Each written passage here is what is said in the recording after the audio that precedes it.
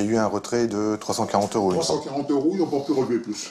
D'accord. Sur ça, ils auraient peut-être fait plus, hein, mais il n'y a pas Bah certainement. relevé plus. Et pourquoi il y avait pas plus? Parce que votre situation financière ne permet pas de retirer plus? Et ce qui est resté sur mon compte, le fait que j'étais pas une grosse retraite. 340 €, une sacrée somme pour ce retraité, qui désormais n'a plus rien sur son compte. Ce qui interpelle Laurent dans le récit de cet homme, c'est le profil inhabituel des voleurs.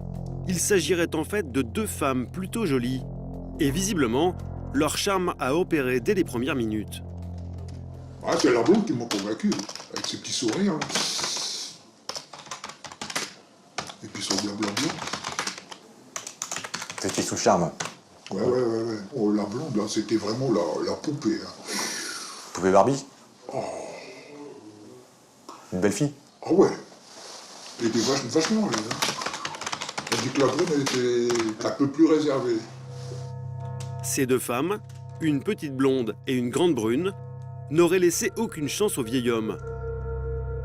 Pour parvenir à leur fin, elles se seraient fait passer pour des employés d'une société fournisseur en énergie. Enfin, elle dit, on vous trouve, elle dit, parce qu'on vous a envoyé du courrier et vous n'avez jamais répondu.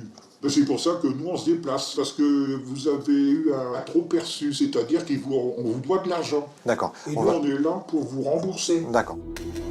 Pour justifier ce trop perçu, les deux femmes auraient demandé au retraité ses relevés de compte.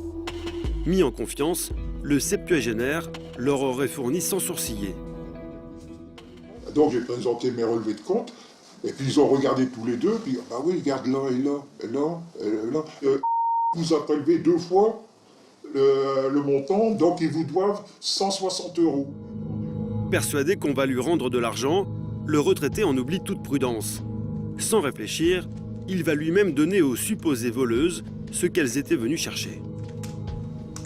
Donc là, à ce moment-là, elle vous demande de vous remettre une carte bancaire, ça? Ouais. Elle dit, ouais, mais je lui ai donné le code. Ah bah ouais, elle dit, ah bah, il faut le code avec. Elle dit, je vais y aller, je vais venir avec. Non, elle en a une voiture de fonction, et après, ils ont été vite partis. La carte bleue et le code secret en poche, les deux jeunes femmes auraient expliqué au vieil homme qu'elles allaient se rendre à sa banque afin de recréditer les 160 € directement sur sa carte. Ce n'est qu'une fois seule que la victime a commencé à se poser quelques questions. Et c'est après, je dis, comment ils peuvent faire un versement avec une carte? Je dis, normalement, un versement, ça se fait par automatique. Et c'est de là que tout s'est enchaîné après, mais Il était trop tard. trop tard. Les deux jeunes femmes ne reviendront jamais. Les maigres économies du retraité se sont envolées. Au vu du mode opératoire, Laurent est convaincu qu'il a probablement affaire à des professionnels qui n'en seraient sans doute pas à leur coup d'essai. Elle vendrait un réfrigérateur à un Esquimau. Voilà. Et puis il y en a une qui parlait, et puis après c'était... Là, t'es revenu, alors... et puis il changeait de sujet, il revenait sur le sujet, et puis... Voilà. Comme ça, on n'arrive plus trop à suivre. Voilà. Laurent, en tout cas, prend ce dossier très à cœur. Et effectivement, quand on fait le décompte de ses revenus, il touche une petite retraite de 1150 €, un loyer de 665, il lui a 500 € pour vivre, se nourrir, se blanchir, à lui enlever 340, la fin du mois va être dure. Hein. On ne peut pas rester insensible à ça.